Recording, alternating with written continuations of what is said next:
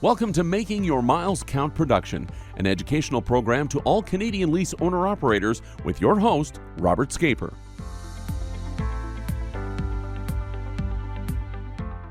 Welcome to our podcast today. We have Peter Funk and Dan Scaper. We've been talking a little bit about getting a little bit more personal too in stuff. What we wanted to do for 2025 and is split up our podcast a little bit, sometimes into just straight business and trucking and the like, but also into some aspects of personal lives of faith and religion. We have, to some degree, we have a vast degree of different cultures, even like within our accounting firm, like Making Your Miles Count. Like we have Russians, Ukrainians, Hindus, Indians, like Punjabi, Sikh, a whole bunch of different nationalities. But in it also, we also have various religions as well. And some people in a religious are just, I guess you would call, nominally religious. They just say, yeah, okay, I'm Catholic or I'm Hindu or I'm Muslim, Sikh, whatever, Christian, and they don't really express themselves oftentimes in their faith, in their business. I'm oftentimes I'm seated in my office. I sit in my office, and I have people that I interview for year ends and new clients and exiting clients and stuff like this, and you oftentimes hear the person's faith, real faith, and I enjoy talking to people about their personal faith, even if it's a faith that's different than mine. Like for instance, I deeply respect our Winnipeg office manager, Masoom. A great guy. Is a nice, great. I really respect. He's a fine Hindu young man, and we talk an awful lot. I've also had a Muslim, like as an employee a number of years ago. We talked late into the night, kind of a thing. Many hours we talked. I enjoy talking about differences in faith and also similarities in faith. That's one thing that probably, if I would look at my life, and probably yourselves too, would you be here if you felt the Lord hadn't led you into it? Well, I always wanted to do it ever since I was a kid, probably 8 years old. I always wanted to I love the trucking industry. I don't know why. Oh, really? I'm the only one in my family that drives. Oh. Even for my cousins, I think I have one cousin that drives. Other than that, there is nobody that drives. But I remember growing up, that's what I wanted to do. I would watch trucks and watch trucks. And I was, 24 when I got my license, and never looked back. Like people often ask. So it was a natural expression of you, and not necessarily that God told me or God led and directed. No, it was just something that I wanted to do. Yeah. But I honestly thought in 22, when I got out of it for a year, that that I was never going back. I didn't have peace about selling my truck. But I did not think that I was going to go back. I didn't know what was going to happen. But I remember just the weekend before we got on with this company, Kathy and me were in the shop, trucks all polished up, cleaned up, everything. It's been sitting there for almost a year. And Kathy asked me as we were going to walk out. She said, "So what are you going to do with the truck?" I said, "I don't know." I said, "I have been praying about it. I have no peace about selling it. And I have no peace. I have no idea what we're going to do with it." But I said, I can't sell it. And that weekend, we got offered a job, and we went. And And I was very reluctant to talk to Kathy about it because I honestly thought that we were done, Oh, yeah. that we were going to do something else. God was going to open the door to do something else. But it's been very different since we got on with this company. Not in the work, yes, but God has changed a lot of things in our thinking. We talk about this a lot. We have met people that we've never met with this company, and been able to share the Lord with people, and people talking to us about the Lord. It's just been very, very different the last 2 years. And I keep saying to Kathy, I said, you know what? I honestly believe that we are in the right place. God wants us here. We just have to be open to what He wants us to do. What do you mean? There might be some people listening. What do you mean, share the Lord? What does that mean to you? Talk to people about Jesus. Yeah. Talk to people about salvation, about eternity. Where are you going to spend eternity? You know what? We meet a lot of believers, and we encourage each other that way. The Lord gave me a scripture years ago. That was mine when I first became a Christian. It's where Jesus says to Peter, Simon, Simon, Satan has desired to have you, that he may sift you as wheat. But I have prayed for you, and when you're converted, strengthen the brethren. And I think I do more of that than win people to Christ. Yeah, you share Christ with people, but we meet so many believers around the country that we are able to encourage and just, hey, we got to keep going. We run into him just pretty much every trip, and it's been unbelievable. Wow. Like, we met a guy in Panama City just a couple of weeks before Christmas, and a strong believer. But when he said, like, I have this slogan on the back of my bunk. It says, faith in Jesus, our only hope. And he saw that, and he just about cried. And like he said, there's nobody in here that shares my faith. And he says, and when you rolled in, when I saw that, he said, you just encouraged me so much. And we talked for about an hour. And he was he was in the office, but we were just outside talking for at least an hour. And he said, man, just what you just did just Made your day. Mm-hmm. keeps me going. And you know what? We run into that all the time. So you find your groove. If I honestly did not like trucking, I wouldn't be in it. Yeah. Because why am I going to spend all my life doing something that I don't want to do, Right. that I don't enjoy doing? Yeah. Then you're not in the right place. Yeah. Yeah. And if you're always and always and always struggling, then chances are maybe take a look at where you're at and maybe try something else. That's Or just, change your attitude that you learn to enjoy it. Because Well- you could have a rebellious thing. I want this, I want that, I want this, and you say, you know what? I'm going to stop thinking about myself. I'm going to start doing it, and then you become really at one with what you're doing. correct. You know, because sometimes it's like what Shakespeare says, I've met the enemy and it is I. You know? Yeah. That is so true. That is so true. Yeah. But you know what? And ask yourself the question too, why did I get into it? Yeah. Like I have, I think I shared this right at the beginning when we started doing this. What God has done in my life in trucking would not have happened if I wouldn't have been trucking. The healing from my past, the healing, so much healing that has taken place. Like that would have never happened had I worked Yeah. somewhere else. I honestly don't believe it. But I've been so incredibly grateful for that. And maybe that just ties me tighter to the trucking Yeah. than for other people. I mean, my wife too, she's been with me now for almost 20 years, full time.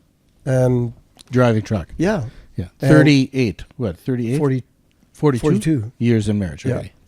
And she loves the trucking industry. Yeah. She doesn't want to do anything else. And yeah, God, this has been a vehicle that God is using us in. Yeah. And it's amazing how we can really represent a very positive influence to our industry and our society in general.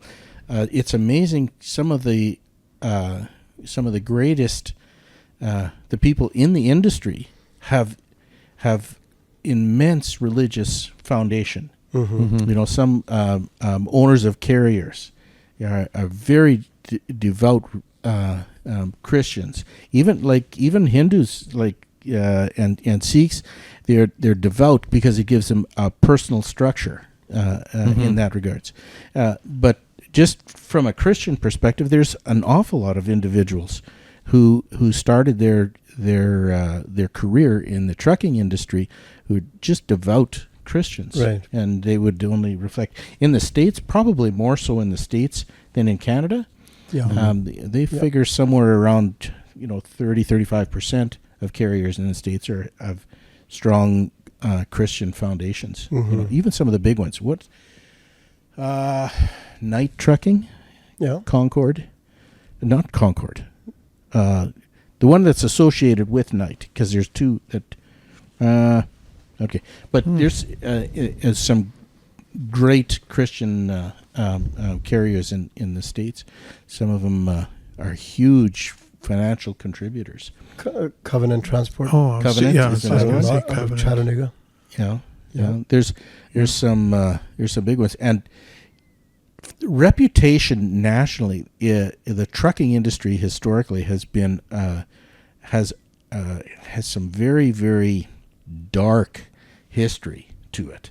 Like really some nasty people in it. Everything from historically back in the Teamsters and Hoffa and stuff like this. Lots of really bad stories have been in there, but you also have some real great stories too. Some of the amazing things that some carriers have done, and oftentimes in some publications, even in Canada, they will announce the passing of some founder of a carrier, 200, 300, 500 power carriers or so, and they do mention the person's personal faith and stuff like it. A lot of fabulous people have deep religious convictions, and to some degree, because the trucking industry is truly the free market industry. I mean, there is so little regulation in it anymore in Canada and the United States. The free market really rules, and if you want to be successful in any company, and especially in any business, and especially in trucking, because it's free market, you have to have a great reputation. You have to have honor and dignity and decency and integrity.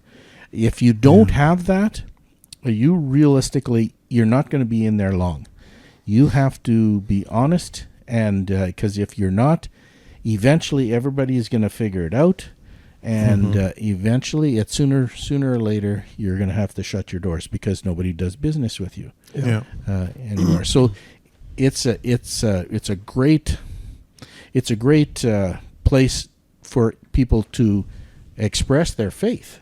For sure. And you know what? There's so many lonely drivers out there. Yeah. Like, it's not as bad as it used to be, where the guys were gone 3-6 months. Yeah. And they didn't have cell phones. Correct. Oh. So it's not as bad as that now.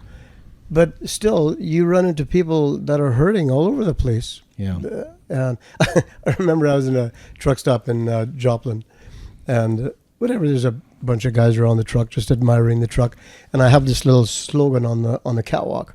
It says, "The offer still stands." And one of the guys saw that, and he said, "What does that mean?" And I was able to share my testimony. How the offer the offer of salvation is still open. Yeah. Oh, yeah. Like, that's going to close. And whatever, I shared my testimony with him, and there was a guy standing in the crowd, a younger guy, who was a driver, and he comes up to me after, and he says, "You know what?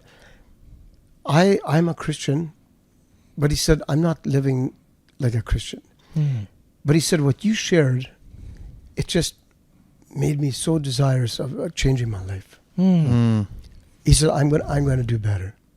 Wow. Like that's the kind of stuff that we hear up and down the road. Yeah. I'll never take that slogan off. I mean, some people get That's a mad good at it. slogan. I've had people drive by me and they shoot me the bird. Yeah. For the only thing I can think of is, is Yeah, that slogan. Yeah. But it doesn't matter. It's a great witnessing tool. Mm-hmm. And you know what? If a person is hurting, they see that, they come into whatever, they see me by my truck, come over, talk to me, and it just opens the door that you normally, your light's supposed to shine all the time. They're supposed to see that, but sometimes people don't see it. Yeah. But I ran into a guy the other day. It was in a rest area. I opened the door for him. He was coming out. I was going to go in, and I'd never seen this guy before. And as he came through the door, his wife she quickly scooted through too, and here comes 3 kids. And I looked at him and I said, "You guys are believers." And he says, "We are." He said, "How did you know?" I said, "Just when I opened the door, you guys came through." And I said, our spirits just matched. And we stood there by the door for probably half an hour talking. And they were from Montana. They were on their way to Mobile, Alabama. And so whatever, we just stood there and just encouraged each other. It was like we had known each other forever. And the kids, they were just blown away. They were being homeschooled. Mom was homeschooling them. And so you just encourage. And those people just walked away with us, like happier than when they came. And they were just so overjoyed that somebody not just took note of it, but then expressed it. Yeah. And it's awesome. There's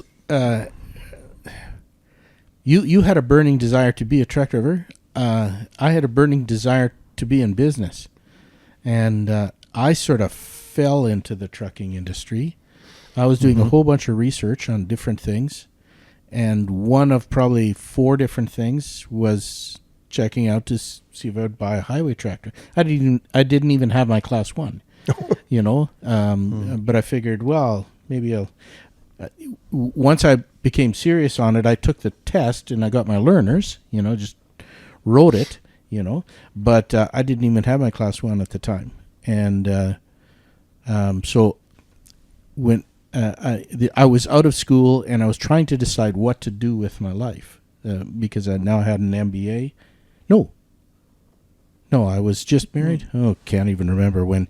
No, you worked your way through school. I went through school, so this was after I got married. After I came back from Edmonton. Yeah, that's right. And then I was trying to figure out. So that would have been in probably about 89, somewhere in that area. So, and so I had the opportunity to buy a truck, and so I finally was going back again for the 4th or 5th time to find out some more information and stuff like this, and I all of a sudden I realized, and I was about 5 miles from the place, and I realized I'm going to have to make a decision here today, whether I buy it or not. And I don't even know, because all I was just in research mode. And so I pulled over to the side of the road and I prayed and I said, "Lord, I have no idea what I'm doing here." I says, "Please give me the right or the wrong answer, give me the know-how to know what to do." And I said, I'll trust you, but I have no problem in walking away from this, So I went out and it's everything sort of clicked. And I realized I felt peaceful at everything. And I said, okay, I'm going to go for it. So I signed on the dotted line. I bought the truck. And a lot of people say, well, man, if you think, the Lord really brought you into something, obviously everything went perfectly smooth. No. The first day that I announced that I bought the truck, the driver who was on it, he announced that he quit. He's not driving for me. And he's going to drive for my competition because there was only the 2 trucks on that carrier. And And so I was now outgunned quite a bit on everything, and I didn't even have my Class 1. So then at the time, I had my brother-in-law, he had his Class 1, so we went out together, and we drove like madmen, and within 6 months, I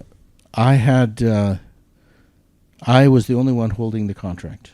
I had the exclusive contract. The other one was gone. Mm-hmm. And there's quite a few reasons for that. Probably one of the biggest ones is I invented, we were loading and unloading boats, okay? At the time, Misty River. They're not around anymore. They were bought up by Lund. But and the way you unloaded boats at the time, nice big ones or whatever, they had this belly strap and on an A-frame, and it was wheeled out to the end of the trailer. And there was maybe a 5-10% chance that belly strap, if you get a wind or something like that, it slips off the belly, and and you have damages, right? Mm-hmm. And so I said, I don't want damages. Like, I can't afford damages. Mm-hmm. So I went out to an auto wrecker and I bought a whole bunch of used, what do you call it? Seat belts. These clip seat belts got with the straps and everything. And I created a harness that had a nose cone and two in the back.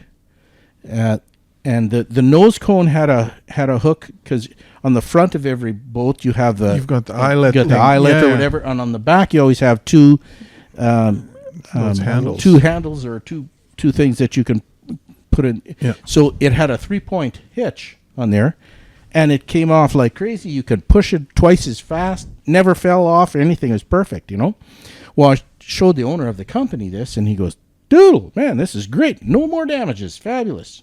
And that was one of the contributing factors that I got the contract and the other guy didn't, or so. But we worked like crazy at that place, and I had no idea what I was doing. Absolutely no idea. I just, every day I said, "Lord, you got to show me what I'm doing." And eventually my wife came, Diane came out on the road with me, and we made a rule. We said, "Look, first of all, we don't know what we're doing, and so we need all the grace we possibly have. So in order to get grace, we have to give grace. So if we see anybody in need, we're going to automatically help them. And if that way, then we're going to be on a better front. That was our belief system. So we agreed on that, and we did. And so anybody on the side of the road, we immediately stopped for them. There was no hesitation. Yeah. We always did that, and we had great experiences like that. But also at the same time, we had stuff we should have been dead 5 times over, but we just clearly straight go through or something like this. Just amazing. I never would ever recommend anybody get into the trucking industry like we did. Like it was stupid on steroids, but we made it, and it was just by pure, what I would call just grace of God. Yeah. Because we had no idea what we were doing. I bought all my trucks like that. Yeah? Yeah.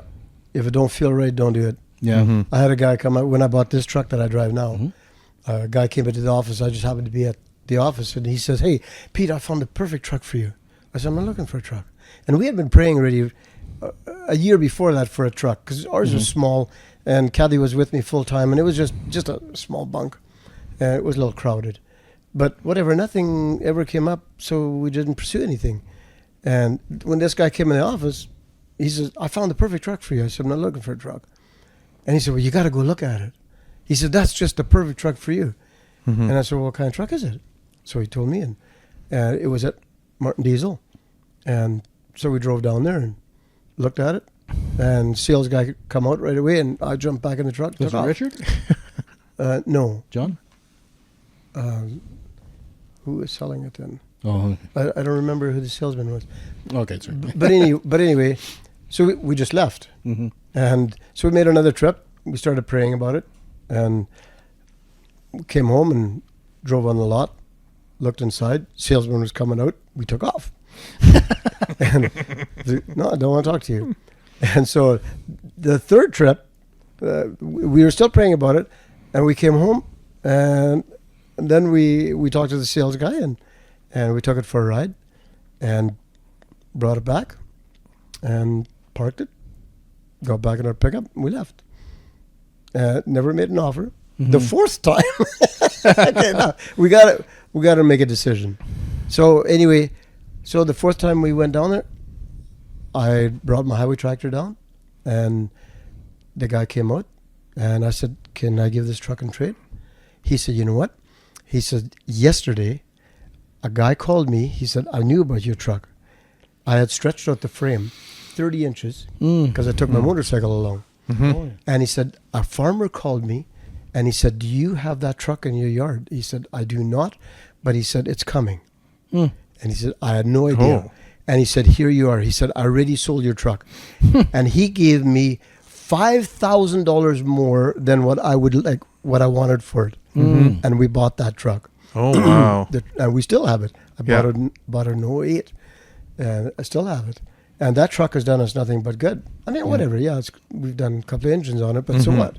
That's maintenance, right? But it's timing. Like, you don't go on emotions and buy something right away. Yeah. But I'm just a firm believer. Like, if you ask God, He's always going to give you direction.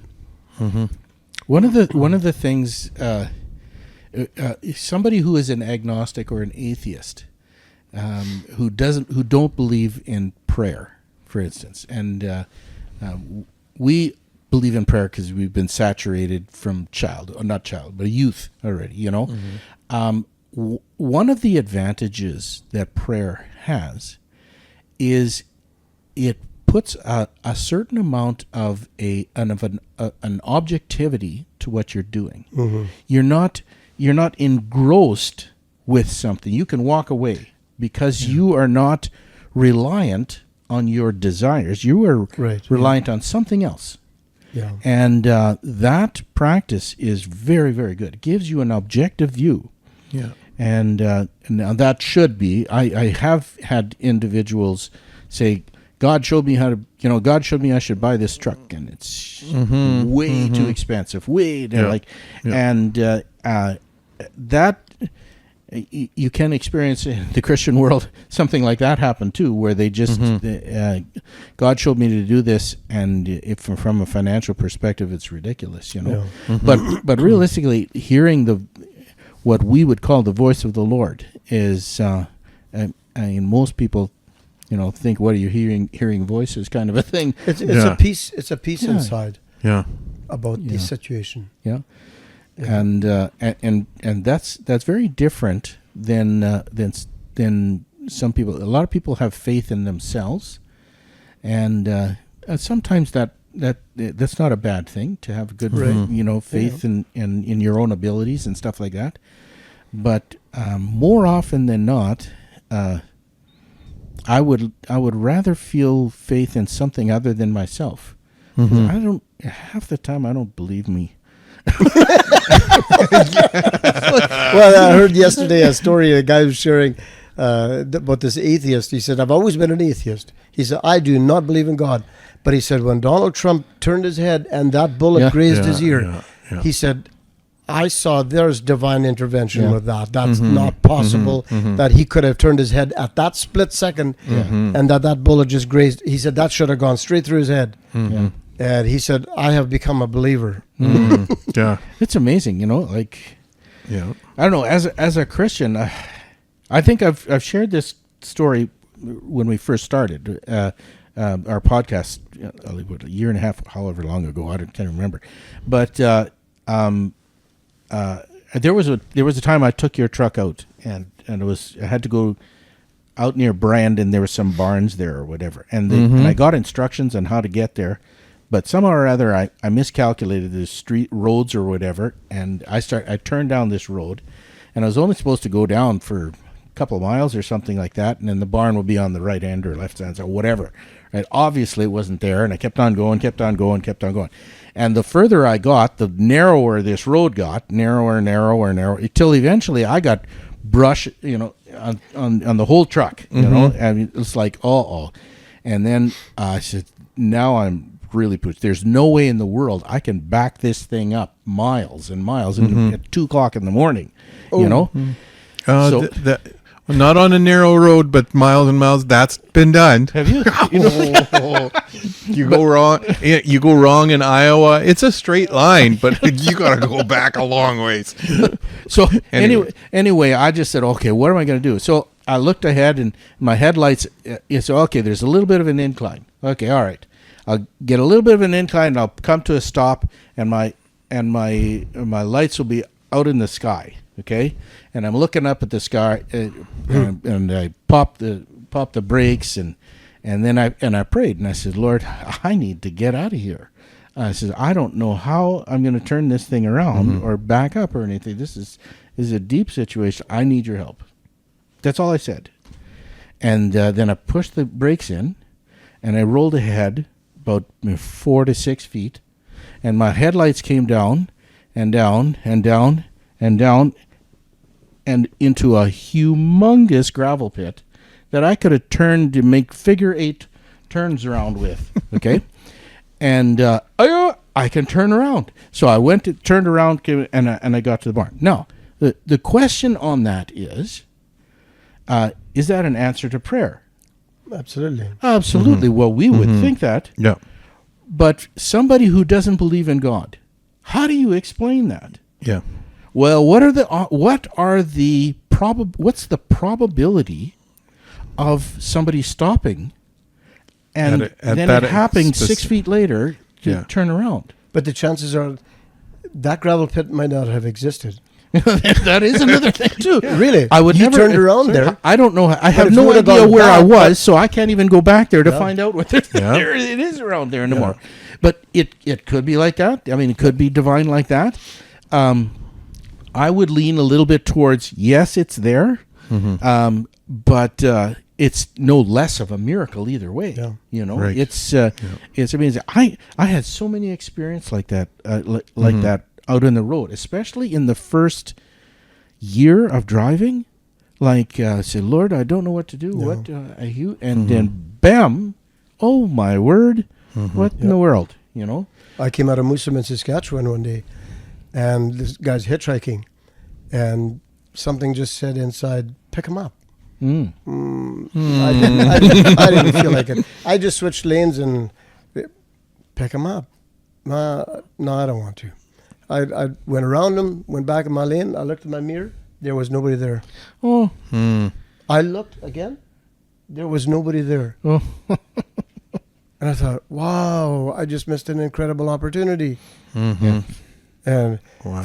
and then a while later, that happened to me. Well, a number of years later, in Sioux Falls, I see this guy in the truck stop. He's reading his Bible, having his breakfast. And I was like, oh, cool. And whatever, I went and had breakfast. And when I left, I saw him walking over the overpass, over the interstate. And same thing again, pick him up. No, I don't have time. Well, I did have time. But so I get to the on-ramp to the interstate. I was heading south and pick him up. Okay, I'm not going to miss this opportunity. So I waited for him. I said, hey, you need a ride? I said, yeah, as a matter of fact, I do. I said, where are you going? He said, nowhere. I said, excuse me? He said, I go wherever God wants me to go.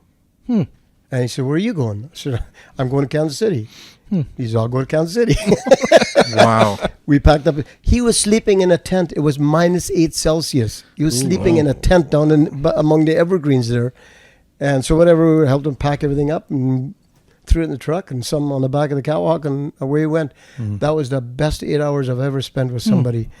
He was a traveling missionary in the U.S. He traveled all over the United States, and each driver he gave a card. He said, when you drop me off, call this number, so my number to my pastor. He wants to know where people picked me up. And he said, I go coast to coast, wherever I go. And so I took him to Kansas City and bought him a motel room. I said, here's a good place to have a shower and clean up, have a good night's sleep. And never heard hide or hair of him again. Wow. But that was the best time I have ever spent with somebody. That guy was so full of God. It was like, it just makes you fly for the next week. Yeah. There's, how do I say, expressing our faith in the trucking industry, the trucking industry has pockets of nationalities, cultures, religion, all sorts of different, and it's really safe to be in your culture in there. I don't know. You're probably a little bit like that too. You like to go out and experience new things. I love to meet new people in different faiths and different situations. Yeah. Well, exactly. What do you do? Yeah. Not necessarily of your same faith. No, other people. No. I don't know what it is. I like it. Like the Muslim friend that I had. He's not around anymore, and we talked about the Lord very many different ways. He was actually not very accommodating to Christians at all, but it was very interesting to talk, because we would talk very in depth about a specific belief, and everything from women in our religion to homosexuality in our religion, to all different types and faiths and aspects of it. I find that fascinating to see how things are doing, and I enjoy talking to people about it. I do know that for a fair bit, and I don't know why, but I get people telling me that how I treated them, how I carried myself was a good reflection of my faith. I don't know necessarily. Maybe my faith in what I do is maybe not as high as it could or should be, or something like that. But I do appreciate the compliment, in there. I think I do come across too businessy sometimes, because I'm very, very goal oriented. I probably, I had a really good conversation actually with Masoom, okay, and I said I think we either did an employee review, or we did a review with a year-end review with a client. Can't even remember what it was, and I asked Masoom, I said, where do you think I could improve in what I'm doing, how I present myself and stuff like this? And he is very respectful. He's very, he says, are you okay with, I said, I'm okay with whatever. Tell me, please, because sometimes I don't see it myself, or I see it, but I'm not exactly sure, And he says, sometimes, Robert, you talk too much. And I go, hey, yipper. That's definitely what I do. But I just get excited, and I just keep talking and talking. And I talk myself right into a sale and talk myself right out of a sale, or whatever it is that I'm that I'm. I just can't seem to shut up. Me and Masoom really connected there in Toronto. When you're only time I met him. Yeah. But I texted him on Christmas Day and wished him a Merry Christmas, him and his wife. Oh, yeah. And he texted back almost right away, and he says, hey, Merry Christmas to you, Peter and Kathy. And he says, God bless you guys. And I thought, whoa. Yeah. Nice. Very nice people. I have such wonderful employees. I don't feel oftentimes very worthy to have some of them. They're just beautiful, beautiful people. And without them, there is absolutely no way that I could function. I heard a testimony this a few years ago. A Muslim family that came to Canada, and the neighborhood they moved into, there was a Christian family. They kind of adopted these people, and they ended up all getting saved. The dad last. He was just against Christianity, but anyway, the whole family got saved, and he shared his testimony in Winnipeg. And I asked him, what brought you to the point that you became a Christian? And he said it was the love and kindness that people showed us. Mm. And I used that ever since then. Mm-hmm. It doesn't matter who you are, what kind of a driver you are, what you look like. Mm-hmm. I meet you at the coffee bar to pick up a coffee, whatever. Love and kindness. It just goes so far. Yeah, exactly. Yeah. That's absolutely true. You know, if somebody would ask me, who am I antagonistic against? Okay, and it's to some degree it is religion, but it's religious, but it's not what you might think is religious.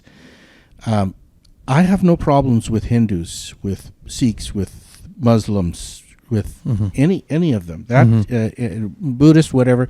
I'm not at all against them, because they have some sort of a foundation, and you know where they come from. What I have difficulty with is individuals who are atheists, okay, where they don't believe in anything at all. Because how does someone like that make an ethical commitment? Why are they doing it? I believe there's a trickery in the mind when somebody says, I don't believe in God. I think deep down, I think they do believe in God. And I know this might be insulting, but I don't care in that. But I think they do believe in God. It's just that they just don't know how to explain or express it in there. Because realistically, there's too many things that are unexplainable that that can't be explained naturally, and they really they choose to say, no, I don't want to believe in anything, and it's I don't know, the degree of stubbornness that they have. I have a stubbornness in areas too, so I'm not saying that. It's just that you got to find something that you have to put your feet into and you have to feel comfortable with. I think there's much more from a cultural perspective. I think the biggest enemy in North America right now is evolutionary-based secular humanism, where there is you can do anything you want at any time, and just as long as you're okay with the sacrifices and consequences, and there shouldn't be any legal consequence. You can do whatever you want. That has a devastating effect on society. And realistically, all religions should should join together and put a stop to that. That is the biggest like evolutionary basic atheism. Basically, it says that we all came from mud, and therefore we're going to go back to mud, and there is no before life, there's no afterlife, there's nothing at all. We're not responsible to anybody at all. And the bottom line on that, the whole phraseology is, we're not responsible to anybody but ourselves. That is realistically, that is a religion of selfishness. I'm going to have to pick your brains a little bit, both of you, because this is really interesting, this thread that we're on, because last night Melinda and I were listening to a pastor we listen to fairly regularly, and he was preaching about something, and you know, you're in and out, and all of a sudden there was something that just caught on my head, and he was making the point, and he's a good preacher, so I caught on, or I listened, and it's something that I want to go back to. But he said it had to do with when the children of Israel were out in the desert, and they were complaining to Moses, and he was equating that complaining to not believing in God. They chose at that point to not believe in God. I can't remember exactly the words, how he put it, but it was after all those miracles, they still chose not to. And They still chose to complain, yes, which is equivalent to not believing. yes, yeah, and then he added something in there about and I can't remember exactly how it went, but it wasn't just a complaint. It was a huge desecration towards him. You know, and he also brought, because at that point, they were going through the desert. The tabernacle was set up, the temple was set up, and they were camped all around it. So in the daytime, they were being sheltered by the cloud. Mm-hmm. In the nighttime, they were being warmed by they were around it all the time. Oh, and it was just when they didn't have water. Did you bring us out here to die of thirst? You know, and they're camped around their God, who keeps them sheltered during the day and warm at night, and they still chose to Complain about something else. Yeah, like, and then I'm gonna have to listen to that again, because it really triggered. And now you bring this up, and I want to know. So what does that mean? As Christians, we're really not. We shouldn't be complaining about Justin Trudeau. Extrapolate that right out to the end of. Oh boy. The chariots are stuck in the mud. Their chariot. I don't. Realistically, I think it's absolutely right. Complaining is a huge factor. Yes. Like complaining, don't have enough ultimately- money, don't have enough time with the kids, don't have enough time, can't do this, can't do that. Yeah. And Whether we admit it or not, God is still taking care of us. He he's sheltering us from this and sheltering. He's been feeding us our clothes haven't been wearing out. Yeah, sure. You don't have water right now. It'll come. Yeah. But you can't. There's so many things to be thankful for. Yeah, sure. That water is important.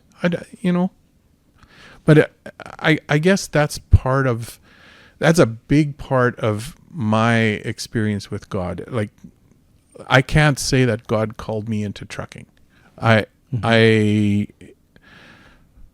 had blown out my back, and you offered me a job. Let's see if this works. Okay, let's try it. And I started doing it. It was okay. I didn't change, so we just carried on. But then over the years, we've always looked back and said, you know what? Wow, God's been faithful. Is He calling us somewhere else? Well, no. I think we'll just carry on. And over the years, He's slowly started to train my mind to see where He's taking care of me. Because for years, I was with bigger carriers, and we'd go all over the place. Okay, my brain can handle that because there's always something new to stimulate me. I don't do good with minor, little repetitive. And I figured, and then then you said, oh, you should go haul livestock. What? From a barn to a killing plant to Please a don't barn. swear at me. The same thing over and over. How the heck am I going to do? I can't imagine myself doing that 5, 6, 7 times a week. Like, it's just, there's not enough mental stimulation. And then I realized, okay, well, there's more skill to it than just loading up a trailer. You got to manage the animal. Okay, I grew up in town. I'm no farm boy. Yeah. I remember the first time I loaded animals, and I'm going, what? Anyways, there's lots of trauma in doing that. It was crazy, But each time, God says, you can do that. I've blessed you with whatever you need. When I got married, I got into construction. Everybody does that. Well, I got pretty good, right? And then you just transition from here to there, and you develop these skills, and you look back and say, wow, I'm not that good. God has just given me these skills, and these skills are what I use to bless others. You know, and right now I think I'm also hauling flatbed. My biggest, the biggest joy I have is picking something up one place and bringing it to another, and they go, oh, it's here, yes. And I am pumped. They've got their new whatever roll of steel, or they can now build what they've wanted. They've been waiting a week for this steel so they can build whatever, or this tractor part, or this. I just ask questions like, oh wow, and then what? And who's? Have you got this tractor? Oh yeah, this farmer's got. It's amazing. You can talk to people, and you're just a small little cog in this huge industry of Canada. And it's fun to see the people just light up when you ask them about what your small little part. It's not just sign the bill and take off. Oh wow, this is it's amazing how much industry that in Winnipeg we have no idea what's in the city. Yeah. And how we just our little piece. Yeah, for me, it's gratitude. Gratitude is just huge, huge. I remember with this truck, I hated that engine when I bought that truck. I hated that engine so much. I just cursed it all the time. I just hated it. One day I'm standing between, I don't know what I was doing. I was standing between the wheel and the motor. And the Lord spoke to me as clear as we're talking here today. Not audibly, but it was so loud in my spirit. He said, Peter, how can I bless this engine when you keep cursing it? It was like Balaam's donkey. And I repented. And I said, Lord, I am sorry. I will never complain about this engine again. I'm sorry. The very next trip, the engine blows up. And I thought, and I'm sitting there on the side of the road. I said, okay, Lord, I said, I repented. Like, what now?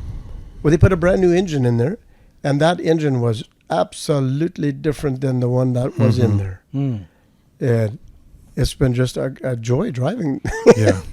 But gratitude is huge. It's huge. Cursing actually, it puts poison in your system. Like when you're constantly complaining, it just poisons you. And most of the time, it has nothing to do with the motor or the truck or the load or this or that.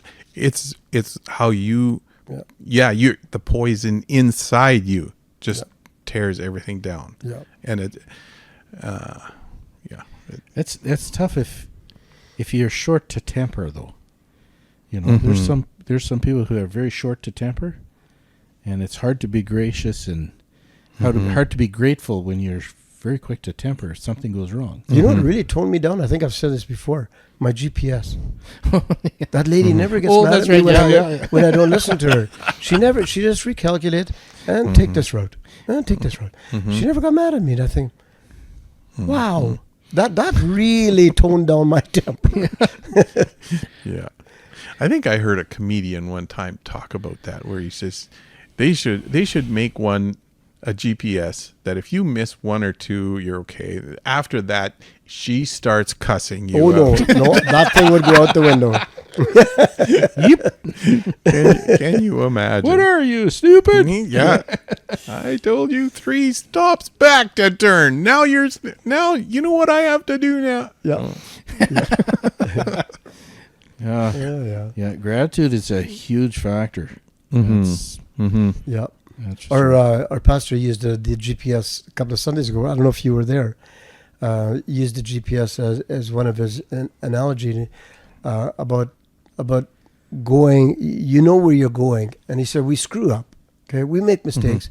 We do the wrong thing, but he said it's like a GPS. The GPS will give you 3 different routes. If you miss your turn, it'll give you 3 different routes or 2 different routes. He said this time you gave him 3. And he said, if you take this one, it takes you 55 minutes. And if you take this one, it takes you 65 minutes or whatever. Like, they're all different times. But he said, then you miss your turn. He said, then it recalculates, but the time stayed the same. It was still 55 minutes. But he said, that's how we go through life. We miss a turn, or we miss something. He said, dang it, why did I do that? Or why did I go there? And recalculates. And like the GPS can teach you so many things about your walk, about life. Yeah. And it'll always recalculate you, but it'll bring you to the place you want to go. Yeah. I think the older that I get, the more important attitude and reaction is what I think brings the biggest positive movement in our life. Very true. Is attitude is like there's a lot of guys saying attitude is everything. Attitude is, well, it's not everything, but dang, it's pretty close up there. It's way up like, there. Yeah. My perspective on things is, it's very, very. I heard John Maxwell talk about attitude one day. Yeah. I thought, oh boy. Yeah. Yeah, keep your attitude in check. Yeah. Getting back to Massoum, and this is I went I talked to Massoum because he just got married a year and a half ago or so, and as we were talking, I just said, so you find yourself more patient now than you were before you were married, you know? And he says yes, and I said, yeah, marriage will do that. And I laughed or whatever, and he says, actually, it's not so much from my wife. I said, well, what's it from?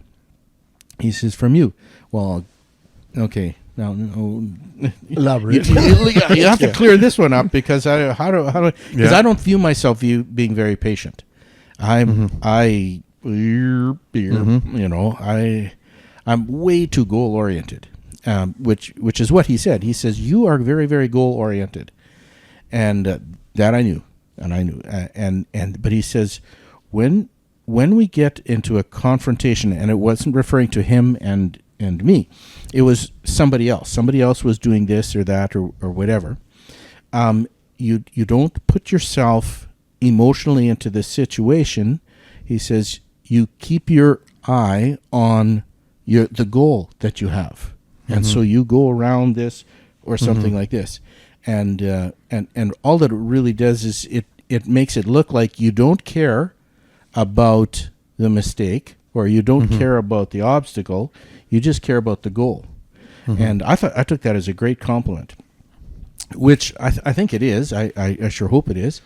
But after I talked, I thanked him for it and everything like this. It was a great compliment. And then Diane and I. We weren't getting along very well at a particular time, and I realized that a lot of how I present myself is that I'm just looking at the goal. That's all that I'm looking at. It's just the goal. I'm not looking at the journey or anything like this. And I realized she probably very much felt ostracized. Very, very much felt. Like I don't even care about her at all, just because I'm just focused on the goal.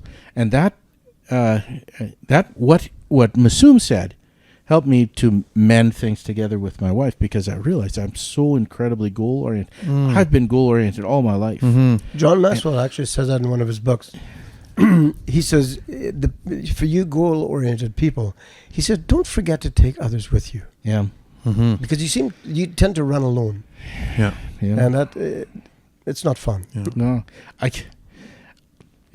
it's tough when all you're thinking is just focusing on it. It sometimes feels even more tougher when you're dealing an awful lot with numbers and percentages and figures and designs and stuff like this. You know, because a lot of the work that I'm doing right now is designing software. Realistically, that's we pick this design versus that design, and sorry, this was supposed to be turned off. Is it 3 o'clock? Oh, it's 3:45. A 3:45? 20 to 4. Oh man! Kathy, all right, Kathy is trying to get a hold of me. Okay, but anyway, as I was saying, like just finishing my goal-oriented thought is realistically, I'm a lot like Dad, where I go from A to B or to C, and then once I get there, I'll go back and pick up the dead bodies, and clean them up or whatever. And I really want to change go that. back. Dad doesn't. He doesn't go back. No, not really. No. I haven't heard of it yet. No, Dad's. You're right. And in areas, I have the same trait. Very, very goal. It's very. I make a conscious choice of not allowing my feelings or emotions to get in the way, because it messes up my goal. Right. Yeah. But But I want to change that. I enjoy the people. Like there's no way in the world that I could achieve anything at all without the people that I have, the employees. It's for the people. Yeah, it's for sure. But that's one of probably my biggest flaw that I'm working through. So anyway, I think we should probably.